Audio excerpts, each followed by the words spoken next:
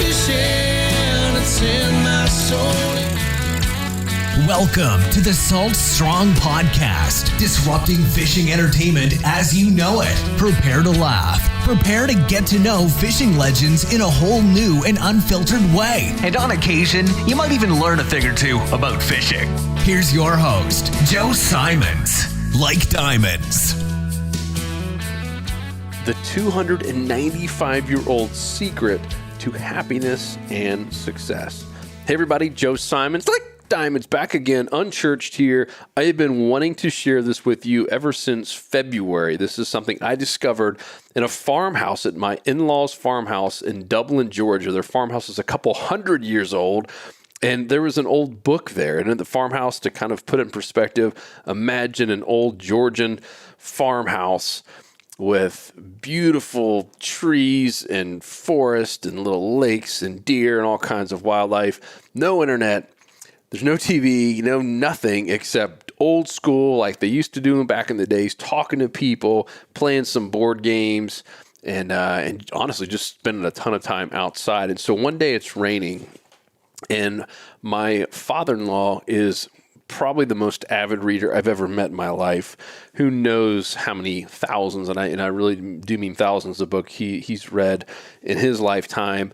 And he has created quite the library. I mean, he's got a legit library room that has one of those library ladders, the ones that revolves and can move from station to station and go up multiple levels in his little private library. It's really, really impressive. And so it's raining that day, and this is in February, and we're there to see them. We hadn't seen them in quite some time with all the COVID and stuff going on. And so I'm kind of looking for something new to read. And I see this book, and it was something about sales and success. And you could tell it was really old, and it was like 80, 90 years old. And so I was like, oh, it'd be kind of cool to see what they were writing about success and happiness and 80, 90 years ago. And so I just started reading it, and I couldn't put this book down. It was great. It's so interesting how little things change in terms of what we all strive for and what our goals are with fulfillment and happiness. Probably the same reason you're listening to this, right? And we all want more happiness. We all want more success. And it really, really was interesting that a lot of the personal development books that I've read, over the years, they all had common themes. And I wrote about them in my book, Fishing for Happiness. And it was so crazy that, back 80, 90 years ago, the same thoughts were happening in people's heads and really the same aspirations. But this one had something that was different that I never really read before. And it was from Benjamin Franklin.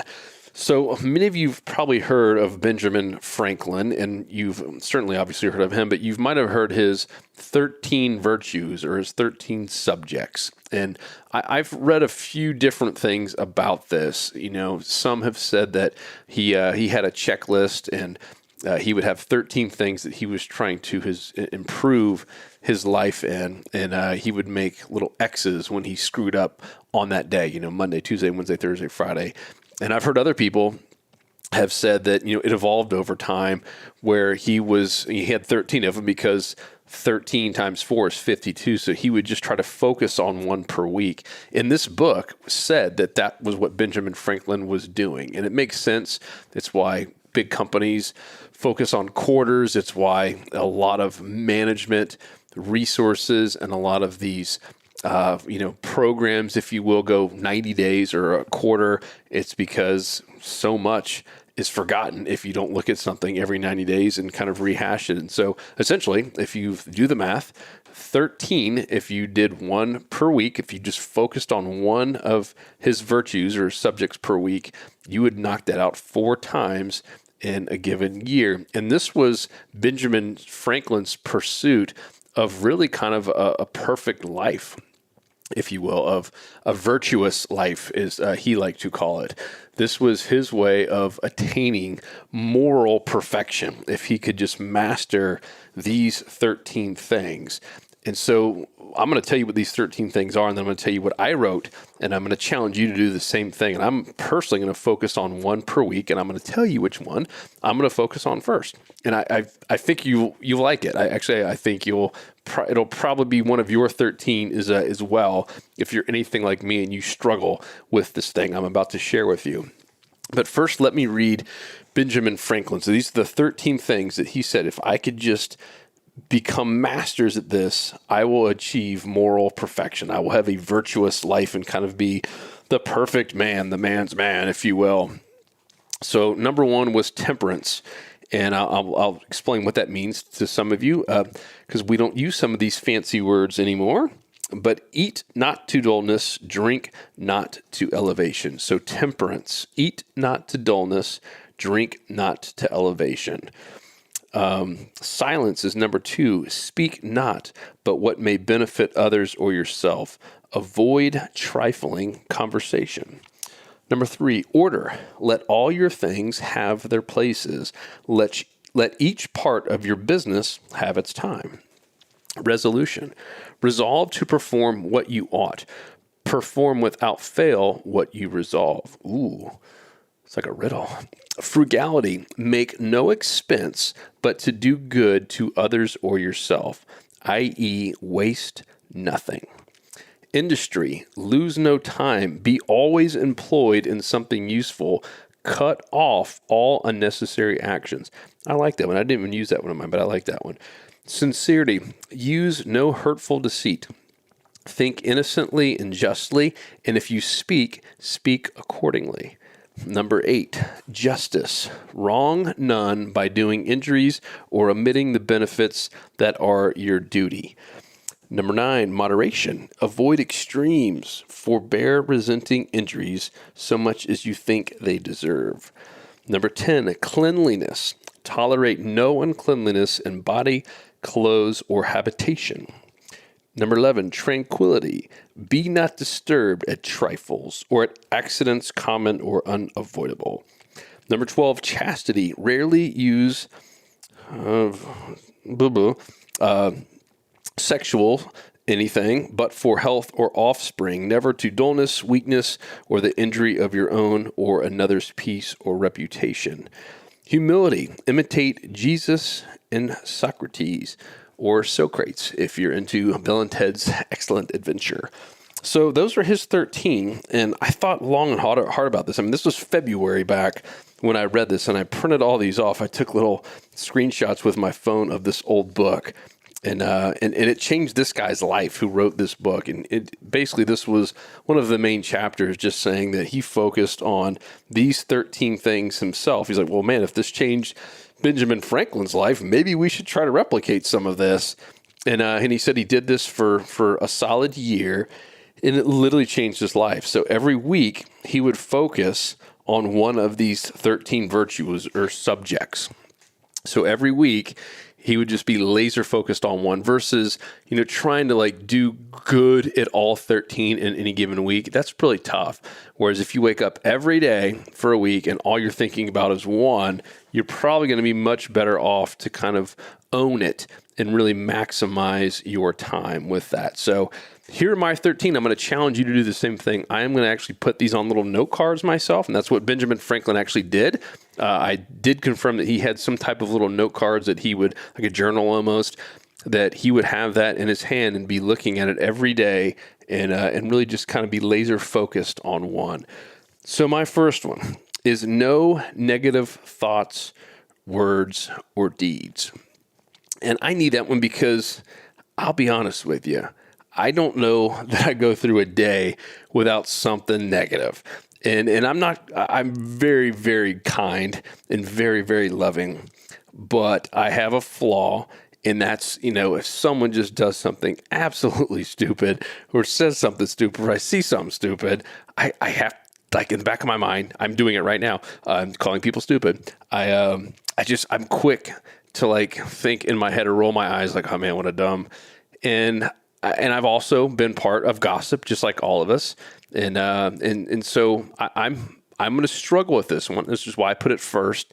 And I want to be laser focused on it, that no negative thoughts or words or deeds. Now, the thoughts is going to be the hardest one because that's just instantaneous. The words I know I can do. I mean, that means no single negative word out of my mouth about anyone else or anything. And I mean, just think if everyone in America did this for a week. I mean, that would mean there's no more talk about politics or race or any of this stuff going on right now, negative. It would literally be the nicest thing ever. So I'm hopefully challenging you, and you can challenge others, and we'll have some, at least a little bit of an impact here with just people being nice and not having any negative thoughts, words, or deeds. So that's my number one. That's going to be my first week. That starts right now. And I'm going to keep this updated in terms of the podcast on how these different weeks are going, which ones I've struggled with, which ones went great, and ultimately just kind of track this over the next year. Number 2, think in terms of others' interest. This was something that I learned in sales. It's sales 101. You know, what most people do when they're selling, the people who are not really good salesmen or women, is they're out there just trying to sell their thing, right? Hey, you need to have this widget and blah, blah, blah. But when you can, especially face to face, if you can put yourself in their shoes and start asking about their interest. I mean, Zig Ziglar said it best. You can get everything you want in life if you just help enough people get what they want in life. And so anytime that you can put other people's interest first, even if it's ultimately to help you, you are going to win in the long run. So I'm going to spend an entire week there in week 2 thinking in terms of other people's interest, starting from scratch. Anytime I have any type of relationship, any type of conversation, anything that comes up, I'm going to be thinking in terms of their interest, and I'm going to put them first instead of me. Number 3, silence. Yes, yours truly needs to listen more, and you can better believe this is going to be a tough one for me. So silence, and that's listening more in both meetings with my kids, with my wife, with everyone I interact with. I have, I don't know, I wouldn't say it's always there, but I have this, I don't know, preconceived notion that, hey, people like to hear me talk, and sometimes they do. But in many times, most people want to talk and they want to be heard. And so I am going to spend an entire week working on silence. That's going to be a fun one and tough. Number 4, smile. Just choose to be happy every day. So for 7 days, I'm going to do nothing but just smile. And I'm talking about like fake it till you make it, fool your mind, everything is good, hunky-dory. I can literally only be happy for that entire week, just smiling all the time. I'm smiling right now. You could probably hear it in my voice just thinking about it. It's going to be an awesome one. Everyone should have that on their list because not enough people do that. Week number 5, appreciation and praise. And that means to me every day, I am going to be praising people and just doing random forms of appreciation. It could be small gifts. Could be handwritten letters, which I've been known to do. It could be anything, just a quick text message to an old friend who I haven't talked to tell them I miss chatting with them. Just load up people with appreciation and praise. Number 6, moderation. I took this one off old Benjamin Franklin's list. Moderation. I think that's so important with really everything, honestly, but that means everything from alcohol to eating to just anything in life that we might try to go all in with, just to have a full week of just like complete and utter moderation. I'm pumped about that one. Number 7 is a focus on health. And so that week will be like full on, tons of working out, running every day, eating very clean, like, non-processed food, saying no to dessert and just bad snacks, just treating my body like a temple, not like a tent, as Jimmy Buffett would say. So that will be week number 7 is just a complete focus on health. Week number 8, love and kindness. Love and kindness. So it's similar to number 5, which is appreciation and praise. But I wanted to have one where I'm just loving on people, telling people from my mom and my dad, aunts and uncles, people I haven't seen in a while who I'm close with in the family, and just loving on them and being just super, super overly kind to everyone. I mean, Once again, can you imagine if everyone just did that for a week, how amazing this world would be? I mean, these are not like revolutionary ideas, right? But the impact it could have, even if just 100 of us did that.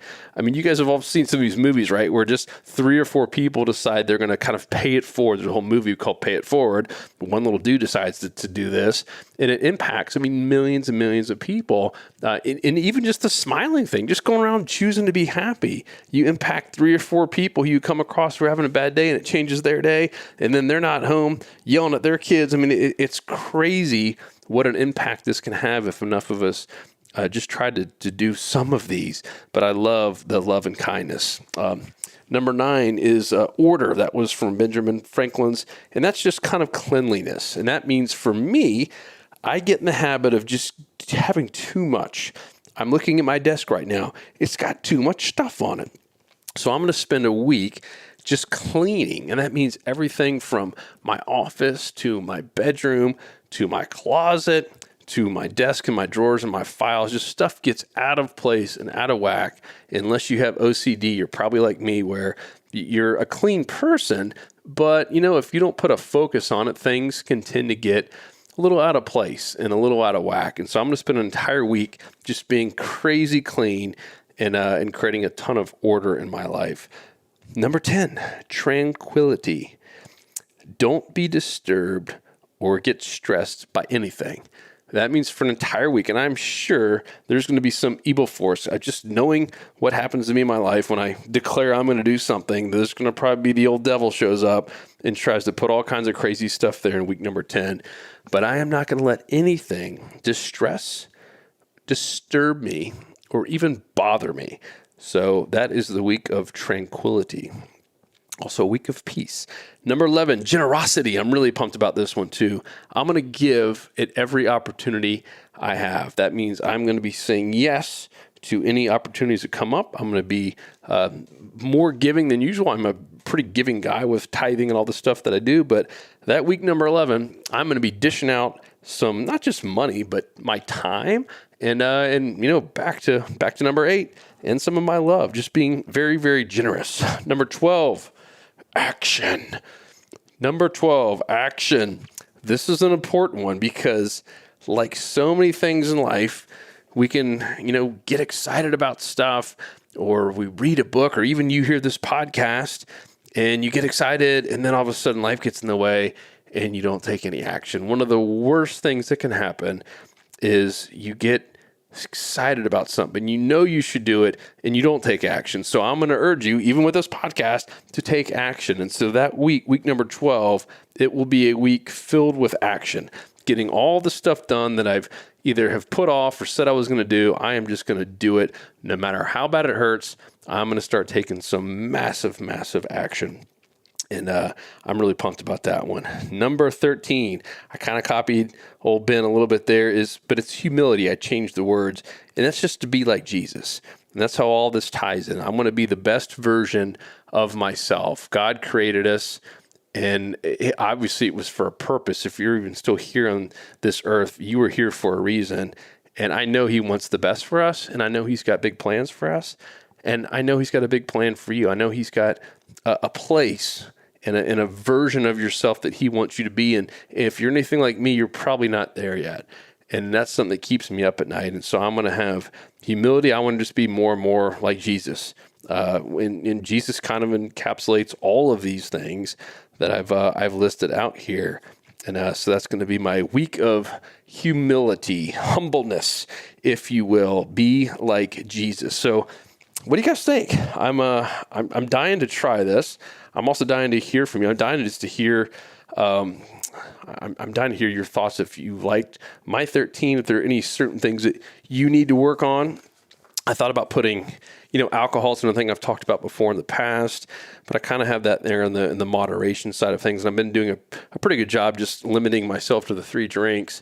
But I'd love to hear your thoughts on it. And ultimately, I'm just going to keep reporting on this, and I'm going to try to stick it out for an entire year. So that means every week, For 13 weeks, I'm going to focus on one of these, and then you start it over and do it again. In quarter number 2, start it over, do it again. In quarter number 3, start it over and do it again at quarter number 4. So after a full year, you would have had each of these 4 different times in a given year. And I can only imagine that you've impacted a lot of people. Even if you have a small network, you've clearly going to impact a lot of people. And more importantly, though, you will be a better version of yourself. If you focused on these, even just for the first quarter, you're going to be, the first 91 days, you're going to be a whole lot better person. But if you can do this for a year and create habits around each and every one of these virtues, I mean, it's game changing. So I'm super, super pumped. Like I said, I've been sitting on this for a while just because I really wanted to do this right. And if I stick with something a year, I want to make sure I really put some time into it. And so I kind of went down a path and I was like, no, I'm just not really feeling these 13. And I finally kind of filled in the gaps for all 13. I don't want to like copy all Benjamin Franklin's because some of them were a little bit interesting, like didn't really apply to me. And so I finally hit it and I'm like, all right, I'm doing it. I put myself out there on Unchurched because let's be honest, guys, another big reason I do this is to hold myself accountable. When I put this stuff out there, I want people to come up to me and say, hey, how are the 13 virtues going? And I want to feel like complete poop if I dropped the ball and didn't do it. So this is my way of putting, basically my little stamp of guarantee out there that I am going to do this. And I want you to hold me accountable. So please do go to saltstrong.com/unchurched.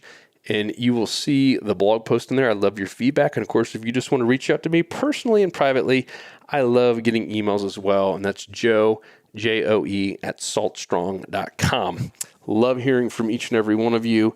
The emails I get, and they make me smile. And I promise I read every one. They're all confidential. I have never shared, never will share anything that you guys send. And I really do enjoy it, and it's been very helpful for me. And I love knowing that people actually listen to this stuff and get some value. I see it on the numbers, but you know what? It's really exciting to have a real person reach out. So Joe at saltstrong.com. I love your thoughts on this. Let's hold each other accountable. And I will, of course, put this full list on the blog page, saltstrong.com/unchurched, and just look for the 295-year-old secret to happiness and success. I am out. Joe Simons. Enjoy the day. Enjoy the week. Love you. And we'll talk to you on the next episode. 'Cause fishing, it's in my soul. It was pain.